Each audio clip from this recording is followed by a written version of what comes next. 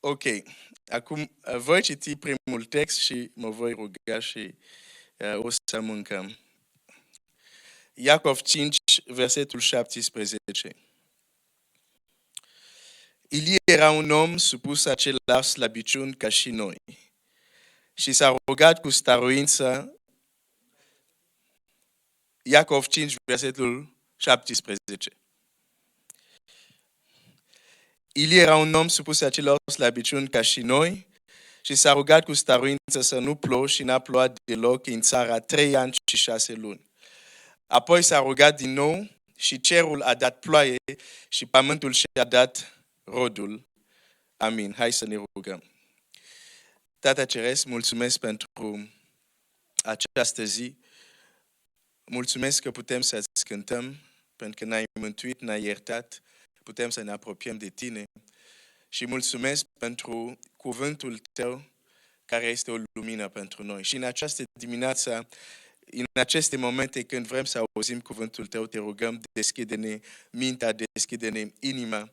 Și mă rog, Tată, să-mi dai cuvinte potrivite pentru frații mei, surorile mele care sunt aici, ca viețile lor să fie schimbate, zidite, transformate, în numele lui Iisus. Amin. Amin. În această dimineață, ca să zic, tema mea sau subiectul despre care vreau să vorbesc este schimbări de necrezut prin rugăciunea ta. Schimbări de necrezut prin rugăciunea ta. Biblia ne spune despre un om care se numește Ilie. Și Biblia spune, acel om era supus acelorași slăbiciuni ca și noi. Nu era un om care cu parașuta din Marte a ajuns pe pământ sau de pe Jupiter. S-a născut aici pe pământ, era supus cu același slăbiciuni ca și noi și totuși Biblia spune că când omul ăsta se ruga, se întâmpla lucruri de necrezut. Să te rogi să nu plouă 3 ani. Adică să te rogi, poți să spui, te duci la cei care lucrează în meteo și să le spui, puteți lua vacanță pentru că 3 ani am hotărât eu cum o să fie vremea. Un singur om. E ca și cum, într-o duminică, cineva de aici iese și spune 3 ani nu o să fie iarnă decât la cuvântul meu. Și vine decembrie, nu este zăpadă. Bine, anul ăsta parcă iarnă întârzie, bine, eu nu mă plâng. Dacă ne colește anul ăsta, nu o să mă supăr, deci nu e nicio problemă. Dar cum un om, un singur om, poate hotărî chiar și anotimpul, e de necrezut. Și totuși, în Biblie, se vorbește despre acest om, se numește Ilie. Dar ceea ce este și mai de necrezut, dacă citim textul ăsta, atent, textul ăsta spune și tu poți să faci la fel. Hai să mai citesc ce zice Biblia aici.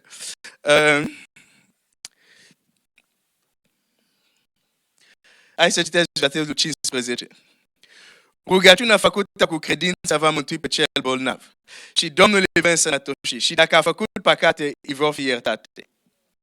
Mărturisiți-vă unii altora păcatele și rugați-vă unii pentru alți ca să fiți vindecați. Mare putere are rugăciunea fierbinte a celui neprianit. Și apoi continuă, Ilie era un om supus același slăbiciuni ca și noi.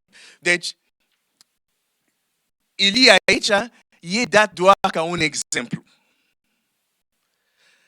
Ceea ce împărtășește Iacov aici vorbește de puterea rugăciunii acelui neprianit. Bine, de fapt, ca să fiu mai corectă, de puterea rugăciunii fierbinte a celui neprianit. Asta este subiectul aici. Asta este tema aici. Dar ca să înțelegem mai bine ceea ce spune el, zice, hai să vă dau un exemplu. Probabil Iacov, inspirat de Duhul Sfânt, știu când o să dau exemplul ăsta, multe persoane o să spună, ne dea exemplu Ilie, eu nu sunt proroc. Și el zice, ca să elimin acest raționament sau mod de a gândi, zice, Ilie era un om supus acelor slăbiciuni. Zice, înainte să vă zic ce a făcut Ilie sau când se ruga ce se întâmpla, mai întâi trebuie să vă zic, omul despre care vă vorbesc e un om ca și voi. Supus acelor slăbiciuni ca și voi. Aceleași limite. Dar când se ruga, se întâmpla lucruri de necrezut. Se întâmpla schimbări de necrezut. Dacă Biblia este adevărată, și este adevărată, dacă zic că sunt copii al lui Dumnezeu, și nu, în viața mea, nu se întâmplă schimbări de necrezute prin rugăciunile mele, înseamnă că este ceva care nu fac bine. Sau înseamnă pur și simplu că nu cred toată Biblia. Cred doar o parte din ea. Și nu o să fie prima dată. Știi când copiii lui Israel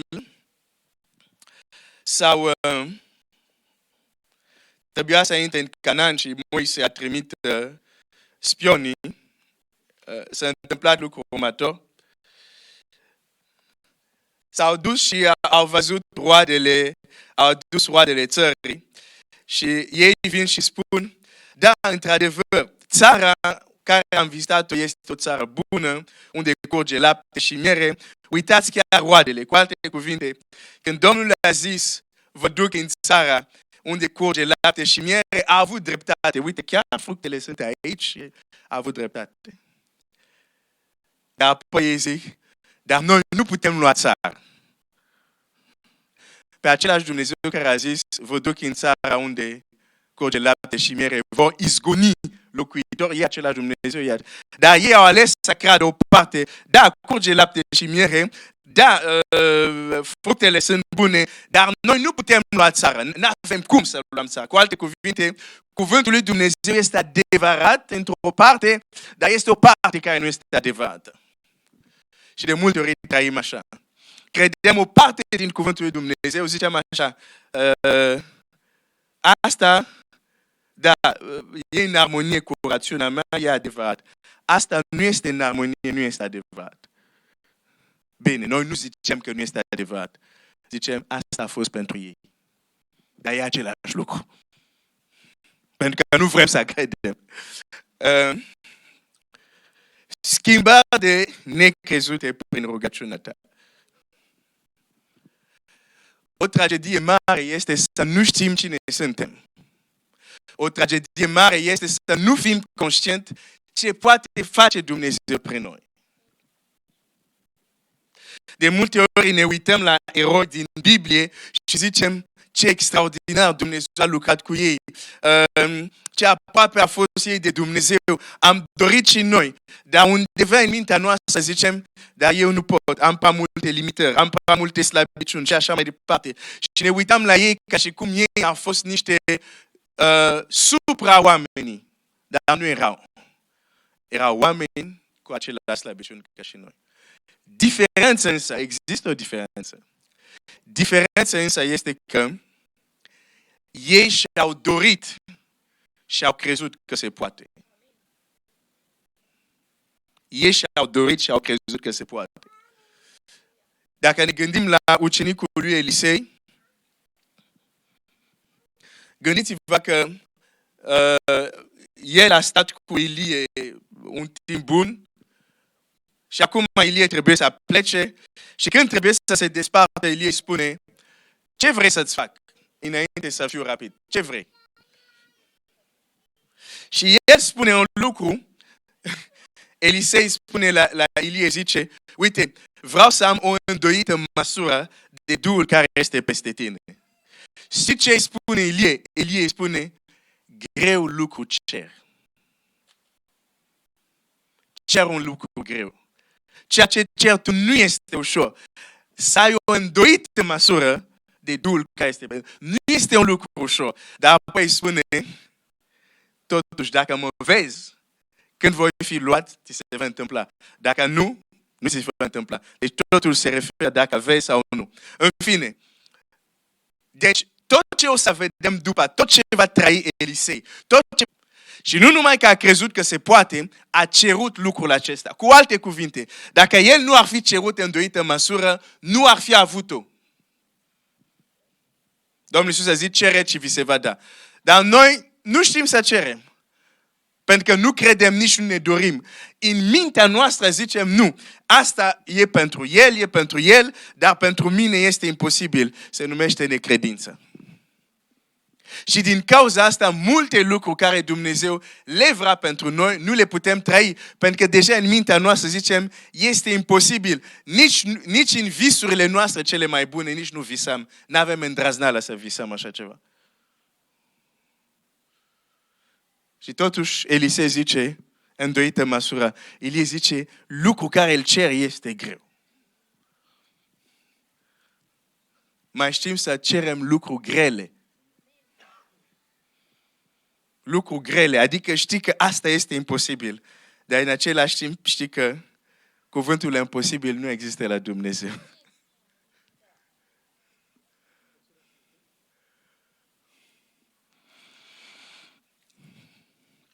Ilie era un om cu același slăbiciuni ca și noi.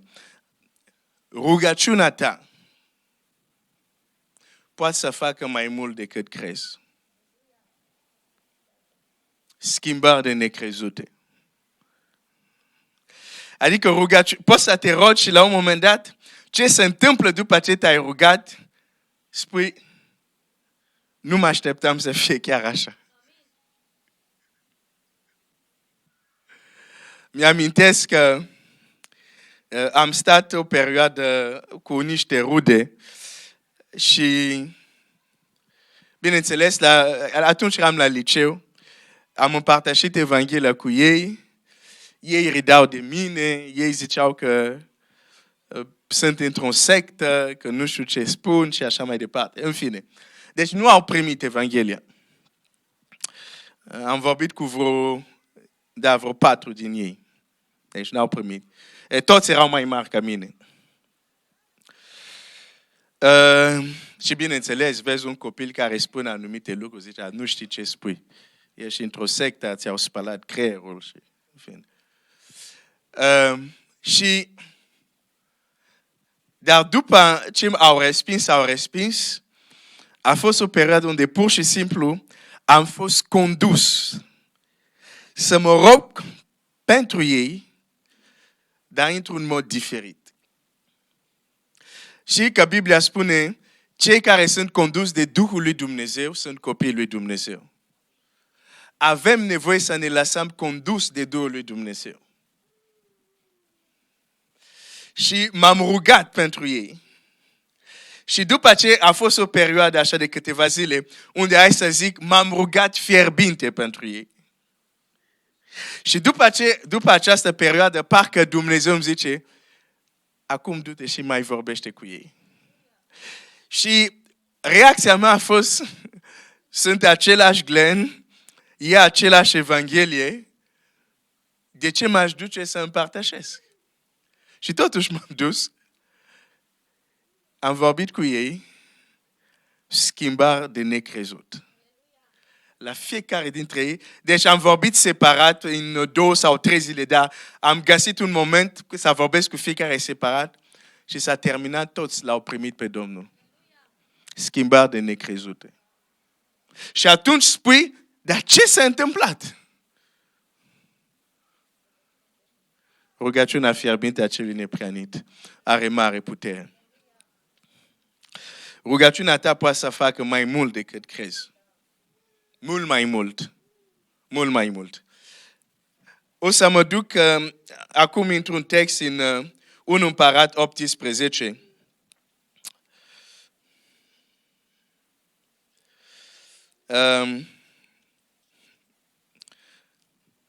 Versetul începând cu 19. Strânge acum pe tot Israel la mine, la muntele Carmel. Pe cei 450 de proroci a lui Baal și pe cei 400 de proroci a Astartei, care mănâncă la masă Izabelei. Ahab a trimis Sol, la toți copiii lui Israel și i-a strâns pe proroci la muntele Carmel. Atunci Ilie s-a apropiat de tot poporul și a zis: până când vă șchiopătați pe amândouă picioarele? Dacă Domnul este Dumnezeu, mergeți după El. Iar dacă este Baal, mergeți după Baal. Poporul nu a răspuns nimic. Mă opresc mântii aici. Aici e vorba de poporul Israel, dar ei au ajuns așa într-o stare de apostazie, adică de îndepărtare de Dumnezeu, încât atunci când proroc vine și zice: pe dacă este Domnul Dumnezeu, mergeți după El, dacă este Baal, mergeți după El, poporul nu răspunde pentru a zice: pe noi știm că Domnul e Dumnezeu. Nu. Biblia zice: poporul nu a răspuns nimic. Erau așa în ceață încât nu mai știau adevărul. Da, se poate întâmpla ca un creștin să fie băgat așa în ceață, să nu mai știe adevărul. Se poate întâmpla ca un creștin să nu știe că Iisus este viu.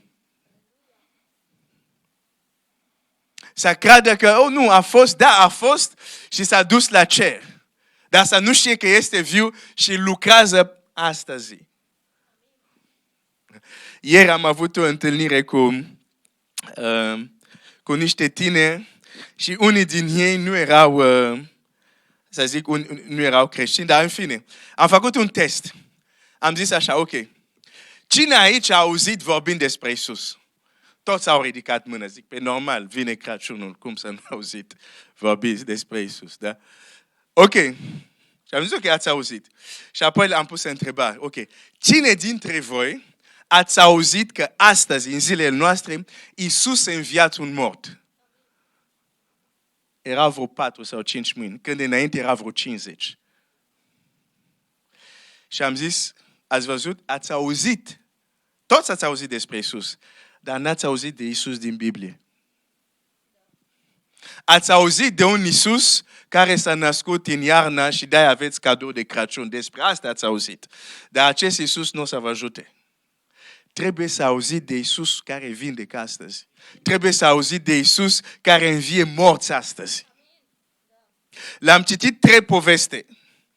Și le-am zis care este punctul comun la așa 3. Bine, i-am ajutat și au ajuns la concluzie. Toți au auzit vorbindu-se despre Iisus. Femeia de scurgere de sânge a auzit vorbindu-se despre Iisus. Femeia care avea o fetiță chinuită de un demon a auzit despre Iisus. Orbul Bartimeu a auzit despre Iisus. Și le-am zis, ei nu au auzit că Iisus s-a născut într-o iesle. Pentru că dacă auzi, există un om s-a născut într-o iesle și sunt orb, cum mă poate ajuta? Există un om, Iisus s-a născut într-o iesle, au mers magi la el. Da, fetița mea e muncit de un demon. Cum mă ajută asta? Ei s-au dus la el pentru că au auzit că face minuni. Altfel nu s-ar fi dus. Există un Iisus, e un foarte bun învățător. Da, poate să fie foarte bun învățător, dar eu sunt orb. Cum mă ajută? S-au dus la el pentru că facea lucru de necrezut. Astăzi nu mai vorbim de un Iisus care face lucru de necrezut. Vorbim doar de un Iisus care te va aștepta după moarte ca să te duci în cer. Și atunci când oamenii au probleme, nu se duce la Iisus. Pentru că n-a auzit ce poate face El. Nu se duc la El. Zic, ok, cu tine am rezolvat că nu mă duc în iad. Dar cu celelalte probleme ale vieții, hai să mă descurc. Când Iisus vrea să ne ajută la orice pas. Dar depinde de ce Iisus am auzit. Deci, sunt momente unde chiar și noi, copiii lui Dumnezeu, suntem confuzi. Zicem că Iisus a înviat, dar nu trăim ca și cum a înviat. Zicem, Iisus este viu, dar trăim ca și cum nu este. Poporul lui Dumnezeu confuz, care nu mai știe. Domnul este Dumnezeu sau este Baal? Iisus a înviat cu adevărat sau nu? Iisus este viu cu adevărat sau nu? O confuzie. Și poporul era confuz aici. Și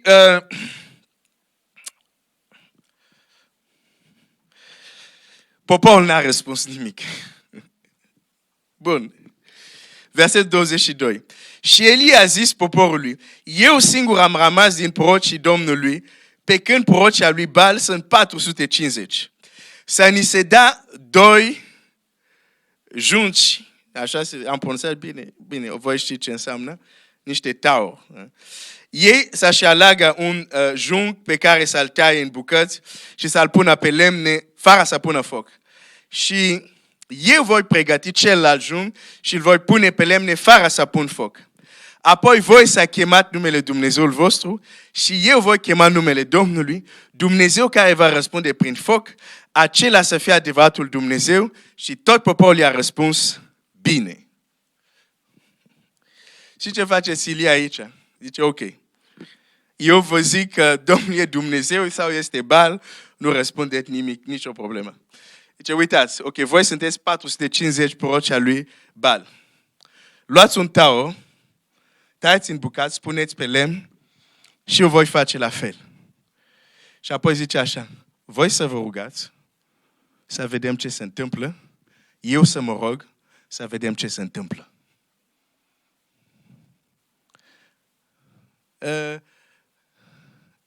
Deci aici nu cred că suntem 450. Suntem? Nu cred. Nu. Suntem 450? Nu suntem. Cineva zice suntem, zic, cu înger vrei să spui. Da, ok, probabil. Nu suntem. Atunci gândiți-vă, de fapt sala asta câte locuri are în total? 200?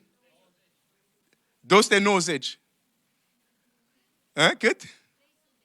300. Bun, hai să zicem 300. Deci să vă imaginați sala aceasta plină și mai pe 150 erau numai prorocii lui Baal.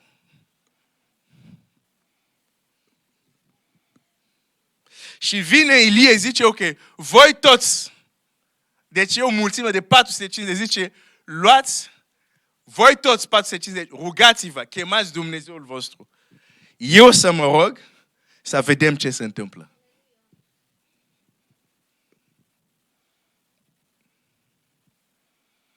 Mai știm să ne rugăm așa.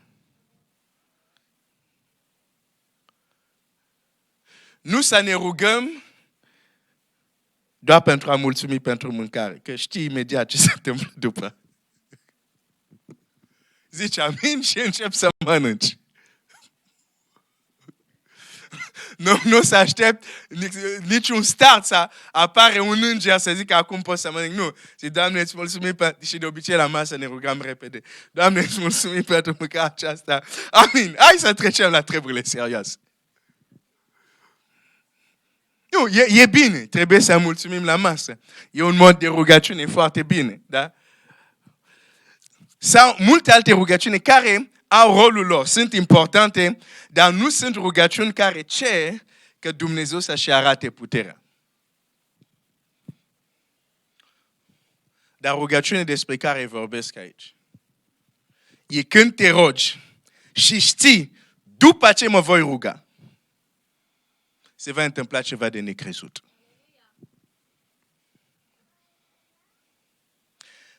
Biblia vorbește despre asta, acum depinde de tine dacă crezi și vrei să trăiești asta. Mi-amintesc, asta îmi povestește sora mea, una din sorile mele. În Congo, la un moment dat, a fost un război etnic, un război civil. Au murit foarte mulți oameni, și nu numai în Congo, și alte țări în jur, în fine. Și în perioada respectivă, multe persoane, și familie, și frați, au fugit și au venit să locuiască la mama acasă. Că era o zonă, hai să zic, pentru o perioadă era mai liniștit acolo. Erau mai mulți și exista momentul unde nu puteai să te duci în oraș să cumperi ceva. În fine, s-a întâmplat că nu mai aveau gaz. Adică s-a dus cea care trebuia să gătească, a ieșit din bucătărie și a zis, nu mai avem gaz. Bine, perioada respectiv că e vorba de butelie, o mai întorci, o mai faci nu știu ce, dar nu mai era, s-a terminat partea asta cu gimnastica, hai să o mai întoarcem, nu, s-a terminat gimnastica aia. Deci nu mai este gaz, ok. Dar cum facem? Nu putem să mergem în oraș să cumpărăm. Era un creștin acolo printre ei, a zis, ok, s-a dus în bucătărie, a pus mâna pe butelia de gaz. S-a rugat, apoi a plecat de acolo și a zis zice, du-te, gătește. E sănătos? Da, sunt sănătos. Bine, nu i s-a spus asta, eu comentez acum. Cum zice, du-te și gătește. Ea s-a dus, a aprins. S-a aprins. Dar nu numai s-a aprins atunci, pentru aproape o lună de zile au avut. Știți când s-a oprit gazul? Într-o zi, cineva zice, de o lună, cum să zic, butelia asta merge, de o lună nu se oprește. Este ziua când s-a oprit.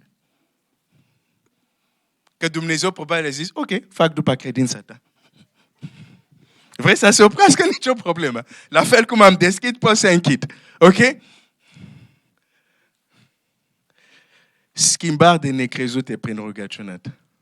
Despre asta vorbesc. Nu zic acum ieși aici, roagă-te să nu fie iarnă 3 ani. Ce folos o să fie. Dar vorbesc de faptul că există împrejurări. Tu, ca și copil al lui Dumnezeu, trebuie să știi că rugăciunea ta poate face schimbări de necrezute. Acel creștin știa, când a auzit că nu mai este gaz și știa că nu mai putem merge cumpăra în oraș, a zis, ok, este o ocazie în numele lui Dumnezeu să fie înălțat. S-a dus, s-a rugat, a ieșit, a zis, du-te și gătește. Și poți să te întreb, de unde el a avut această siguranță? Că e foarte interesant, el nu a prins, nu a testat. Pur și simplu s-a rugat, apoi s-a dus, a zis, du-te și gătește. De unde a avut siguranță? De unde a avut Ilie siguranță? 450, dar dacă toți eram plini aici, mai mult decât atât, putea să zică în inima lui, stai puțin, sunt 450. Dacă printre ei e unul totuși care are putere să aprindă focul. Prin vrajile lui. 450. Dar el nu a avut nicio frică. Era foarte relaxat. Hai să vă citesc cum era de relaxat.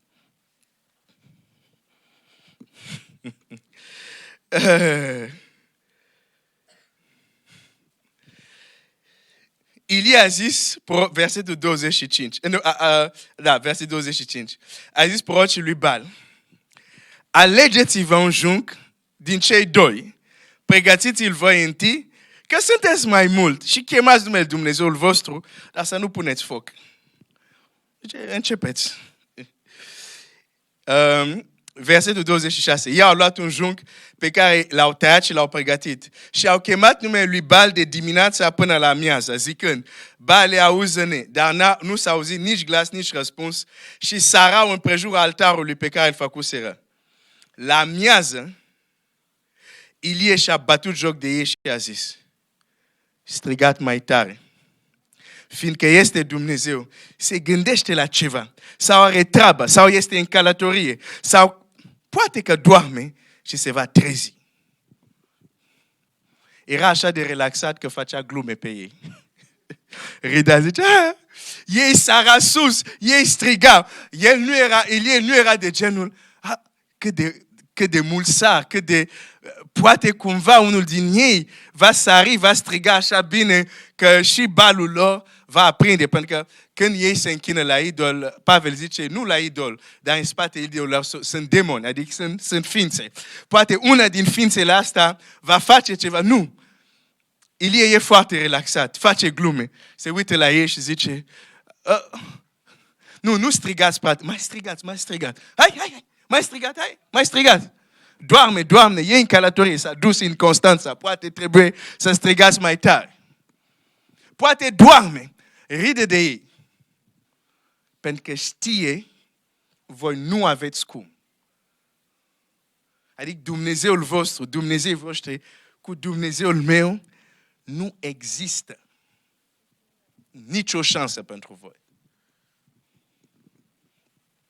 Apropo, o mică paranteză. Aici, Ilie ride de ei, deși este un om foarte serios. Deci poți să fii serios și glumeț. Sunt unii creștini care nu râd niciodată. Deși era un moment grav, poporul era îndepărtat de Dumnezeu, era secete, foametă. Dar Ilie ia timp să râdă totuși. Dumnezeu ți-a dat posibilitatea să zâmbești și să râzi. Trebuie să râzi uneori. Există creștini care sunt prea. Dacă nu vrei să râzi, dai râsul tău la câine, să râde câinele tău. Că lor Dumnezeu nu l-a dat. Deci mai râde, mai zâmbești. Chiar dacă există probleme, tu crezi că Ilie nu avea probleme. Tu crezi că nu era îngreunat să vadă poporul care se îndepărtează de Dumnezeu și nu numai atât. Soția, regele care era atunci Acab, nu că prigona, îi ucidea pe prorocii lui Dumnezeu. I-a ucis. Și cei care au scăpat erau cei care erau ascunși în peșteră. Totuși, prorocul ia timpul să-și folosească simțul umorului, să râde de ceilalți. Strigați, mai rugați-vă, doarme Dumnezeul vostru. Mai strigați. Râdea de ei. De ce? Pentru că era sigur de Dumnezeul lui. Și cred că asta ne lipsește astăzi. Nu suntem siguri de Dumnezeul nostru. Nu suntem siguri că este din partea noastră. Nu suntem siguri că vrea să intervină pentru noi.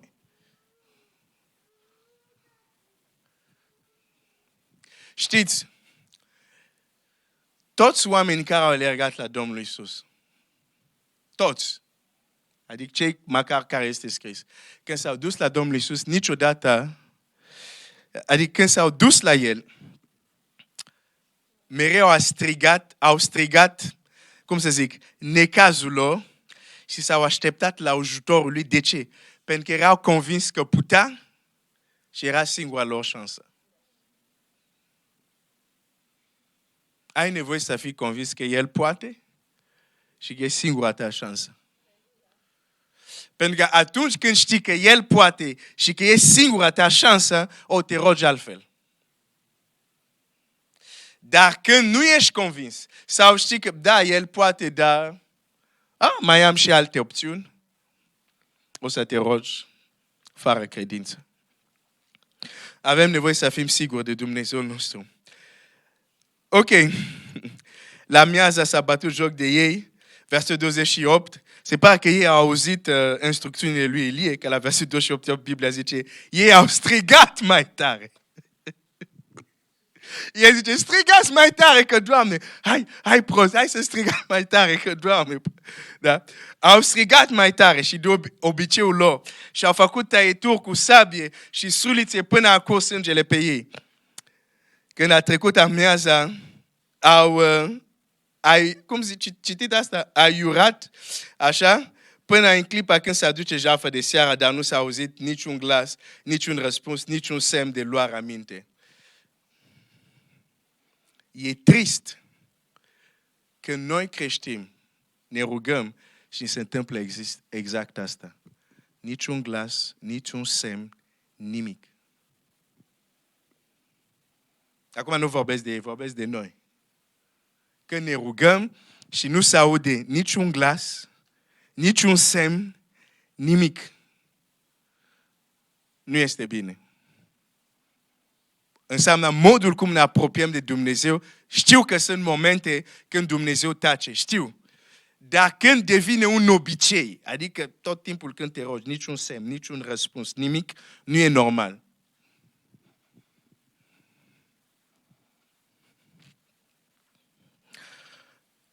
Ok, la versetul 30, Ilie a zis atunci întregului popor, apropiați-vă de mine. Tot poporul s-a apropiat de el și Ilie a adres altarul Domnului care fusese sfărâmat, a luat 12 pietre după numărul seminților lui Iacov, a cărui Domnul zise ce Israel îți va fi numele.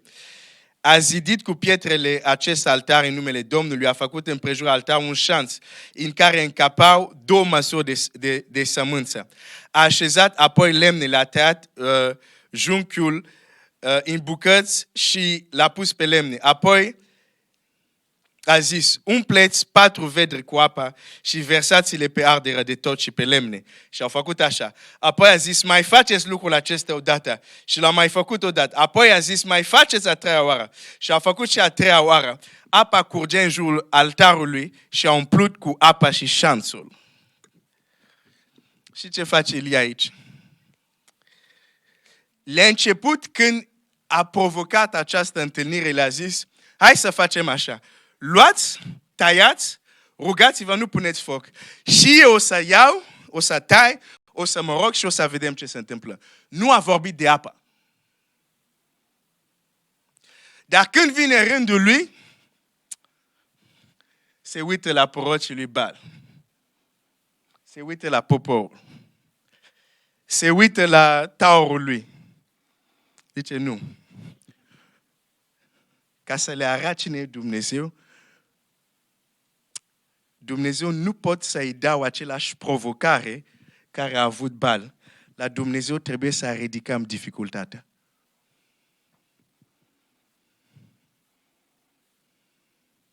Zice, faceți un șanț. Zice, luați apa, turnați. Nu e destul de greu, mai puneți apa. Nu e destul de greu, mai puneți apa. Și Biblia zice, apa a curs până a umplut șanțul. Deci acum, chiar dacă el ar fi avut o brichetă, el nu era cazul, da? Chiar dacă el ar fi avut o brichetă și ar fi aruncat acolo, era imposibil să se aprindă focul. Știi de ce Elie face asta? Zice, vreau că atunci când o să vadă focul, să fie sigur că nu am făcut eu o chestie, că nu am făcut o șmecherie, să fie clar că este Dumnezeu.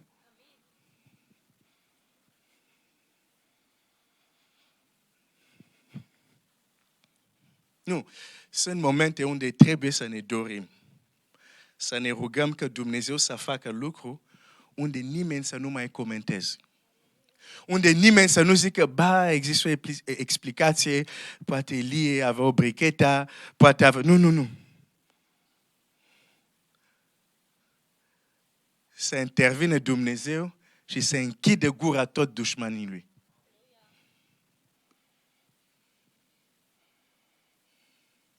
Dar noi deja ne e frică doar să ne rugăm Dumnezeu să aprindă jertfă. Nici nu ne trece prin cap să punem apă. Puneți apa odată, a 2-a oară, a 3-a oară. Și apoi zice, ok, bun. E mult mai greu decât ce era acolo, pentru că Dumnezeul meu e mult mai mare. Doamne, nu pot să-ți dau același provocare ca Dumnezeul lor. Hai să ridicăm puțin totuși greutatea de 3 ori. Bun, zice, ok, ați văzut apa. Ok, hai să vedem ce se întâmplă. În clipa când, verset 36, în clipa când se aducea jertfa de seară, porcul Ilie s-a apropiat și a zis, Doamne Dumnezeu lui Avram, Isaac și Israel, face să se știe astăzi că Tu ești Dumnezeu în Israel, că eu sunt slujitorul Tău și că toate aceste lucruri le-am făcut după porunca Ta. Ascultă-mă, Doamne, ascultă-mă, pentru că să cunoască poporul acesta că Tu, Doamne, ești adevăratul Dumnezeu și le întorci astfel inima spre bine. Atunci a căzut foc de la Domnul și a mistuit arderea de tot, lemne, pietre și pământul și a subt și apa care era în șanț.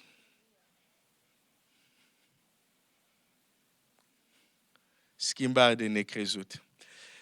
Un singur om s-a rugat. Și ce se întâmplă? Versul 39. Când a văzut poporul lucrul acesta, au căzut cu fața la pământ și au zis, Domnul este adevăratul Dumnezeu, Domnul este adevăratul Dumnezeu. Și apoi Elia zice, puneți mâna pe prorocii lui Baal, să nu scape niciunul, și a pus mâna pe ei și i-a rezolvat acolo.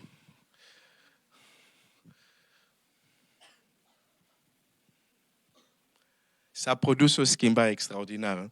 Poporul care era confuz, cine e Dumnezeu, s-a aruncat cu fața la pământ și a zis, Domnul este Dumnezeu.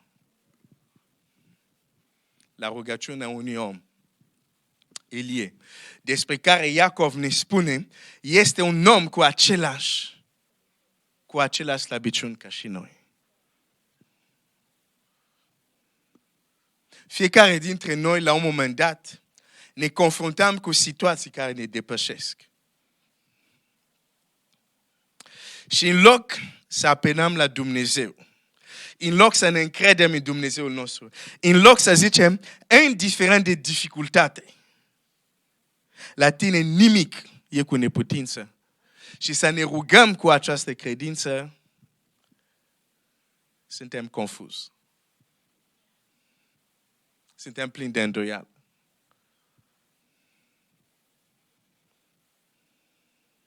De aceea nu funcționează rugăciunea noastră. Pentru că este o rugăciune de disperare. Este o rugăciune, hai, încerc și pe asta, să vedem, poate iese ceva bun. Mereu ca exemplu, îi dau exemplu unui, era prietenul, fratele meu, el era musulman. Și într-o zi îl văd și se ruga, avea o chestie, rugăciune pentru Marie. Zic, wow. Am zis, stai puțin, tu nu ești musulman? Zice, ba da, sunt musulman. Dar cum te rogi la Marie? Adică la Marie, adică ești la Domnul Iisus, dar la Marie.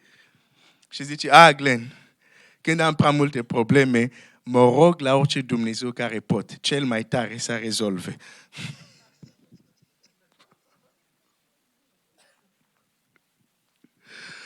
Și uneori ne rugăm așa.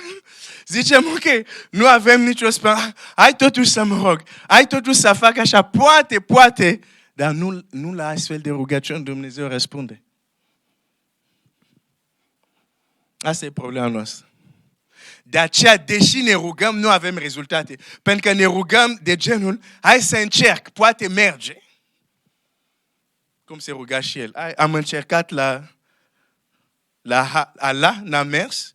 Hai la Dumnezeu, n-a mers. Hai să încerc la Maria, hai să încerc la Krishna, hai să încerc și unul din ei poate rezolvă.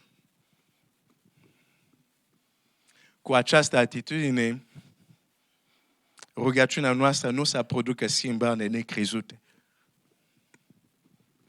Trebuie să venim la Dumnezeu cu o încredere și să știm, mă voi ruga și ceva se va întâmpla. Ori sunt copii al lui Dumnezeu, ori nu sunt. Ori Biblia e adevărată, ori nu este. Dar de foarte puține ori suntem hotărâți așa. Nu suntem hotărâți, suntem, hai încercăm asta, hai facem și asta, nu suntem hotărâți. Și ce spune Iacov? Omul care nu este hotărât, adică omul care, cum zice acolo, este dus, e ca valuri mari, este dus încolo, încoace, așa, zice așa, cu un astfel de om, ce zice? Spuneți voi, un astfel de om? Să primească ceva de la Dumnezeu. Și de multe ori noi suntem așa. Hai încercăm și asta, hai să încercăm. Zice, nu vei primi. Pentru că nu ai încredere, nu ești hotărât. Schimbări de necrezute. Prin rugăciunea ta. Să mă apropie de încheiere.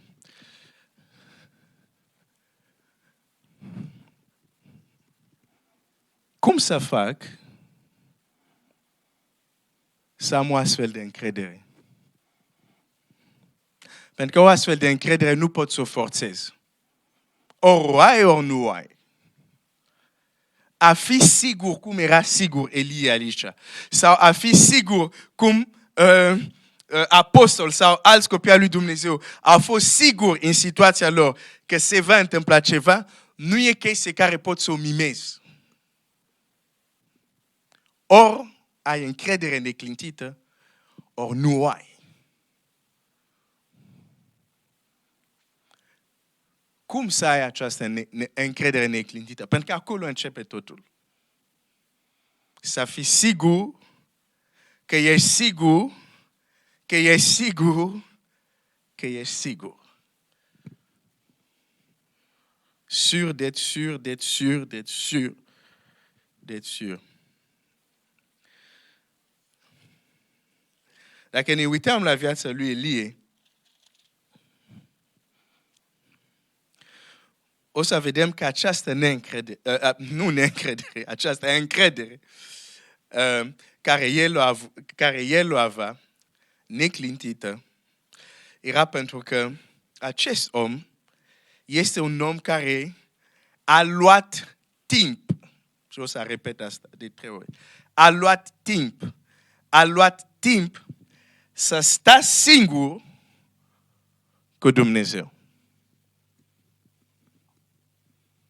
S-a izolat, a vorbit cu Dumnezeu, l-a auzit pe Dumnezeu, a fost călăuzit de Dumnezeu.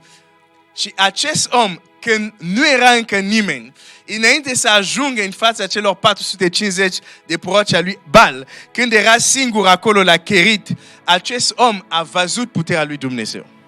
A văzut corp care îi aducă mâncare, pâine și carne, dimineața și seara, săptămâni după săptămâni după săptămâni. A văzut mâna lui Dumnezeu. Acolo în taina, unde nu era nimeni, când a plecat de la Cherit, a știut, Dumnezeul meu este viu.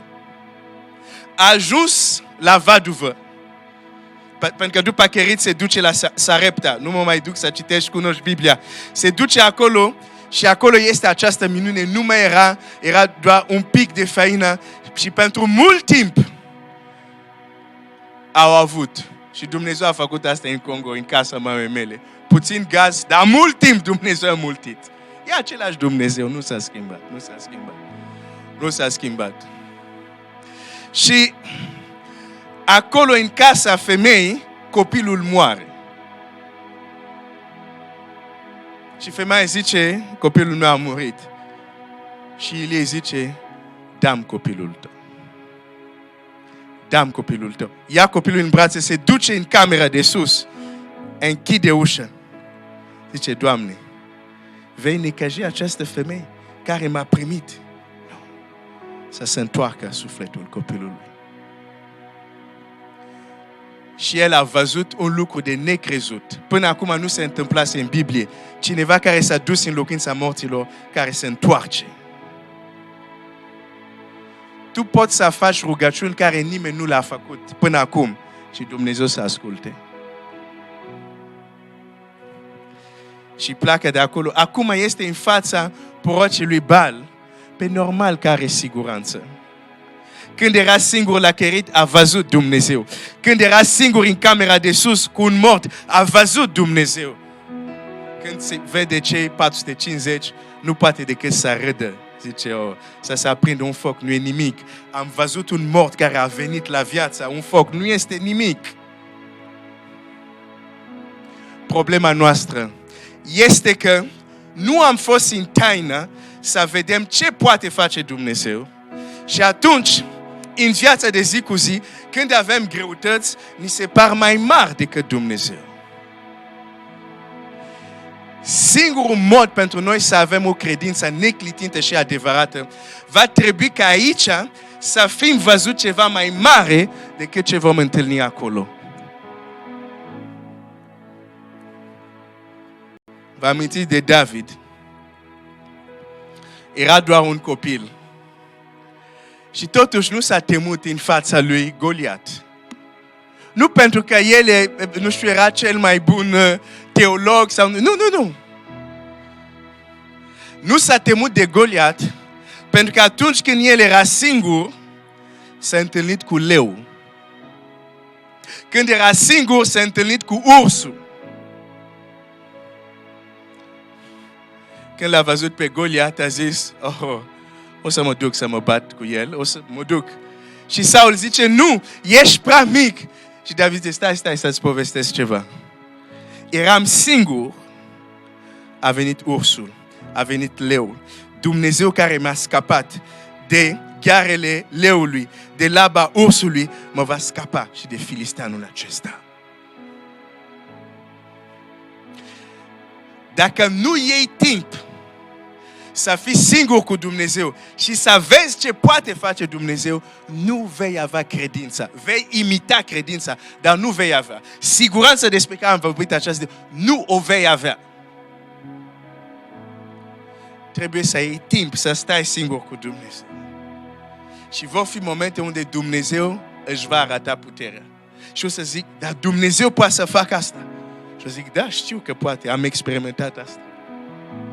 Și când te vei întâlni cu anumite probleme, o să zic, am văzut Dumnezeu făcând lucruri mai mari decât asta, nu e nimic.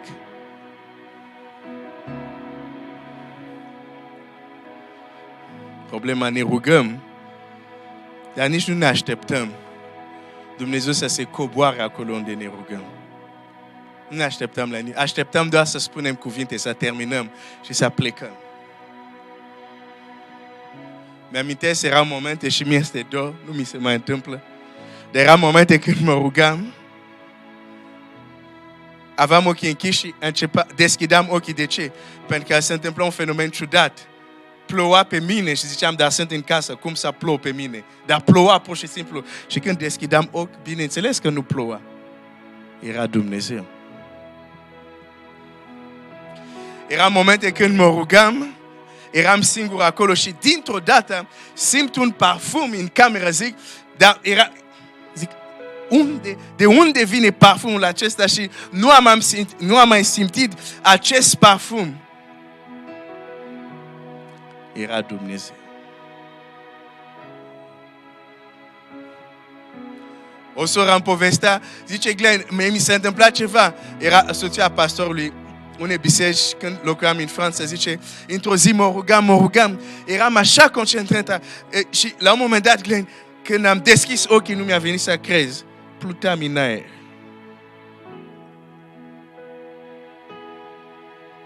Unii creștini fac o rimă. Nu, așa ceva nu se poate. Pe de-aia situația asta nu se schimbă. Pentru că nu crezi ce poate face Dumnezeu. Când Iisus Hristos a înviat, te-ai pus vreodată întrebare, de ce nu s-a dus la romani? Să le zică, voi care ziceați, sau la oamenii evrei care nu credeau în El, voi care ziceați, coboară-te, uite m-am coborât, sunt aici, am înviat. Nu s-a dus la ei. S-a dus la cei care au crezut în El. Nu crezi, de-aia nu vezi. Începe să crezi și o să vezi. Rugăciunea ta poate produce schimbări de necrezute. Dar începe să crezi. Și începe să-L cauți. Și singur acolo, în camera ta, vei trăi anumite lucruri care vor crea în tine o siguranță. În fața adversității, o să râzi. Pentru că știi cine se ține în spatele tău. Hai să ne ridicăm și să ne rugăm.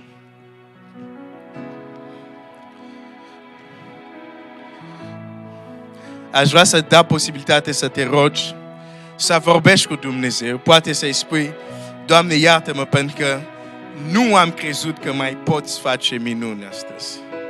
Sau să spui, Doamne, ajută-mă să iau timp să stau cu tine și să văd cum tu lucrezi, să văd că ești real, să văd că nu ești doar în cerul, dar ești prezent aici cu mine și vrei să lucrezi. Sau nu știu ce vrei să te rogi lui Dumnezeu, dar roagă-te și apoi